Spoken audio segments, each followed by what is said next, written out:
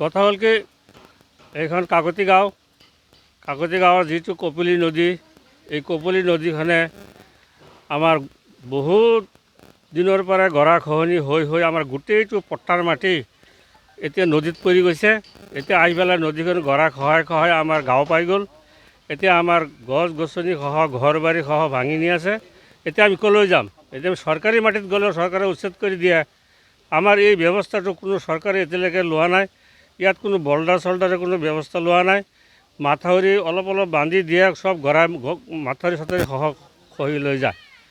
এতিয়া আমি এতিয়া বিপদত আছোঁ। ইয়াত চাওক, এতিয়া যিটো নদী বৃহৎ নদীটো দেখি আছে, গোটেইটো আমাৰ গাঁৱৰ পট্টাৰ মাটি। এতিয়া আমি খাজানা ভৰি আছোঁ, কিন্তু এতিয়া সেই মাটিখিনি সম্পূৰ্ণ নদীত পৰি এতিয়া আমাৰ গাঁও পাই গৈছে, মেইন গাঁও। আৰু কেইবাবাৰো বহুত জেগাত দৰখাস্ত দিয়া হ'ল, কোনো ইয়াৰ ব্যৱস্থা এতিয়ালৈকে হোৱা নাই। আমাৰ কথা ইমানেই।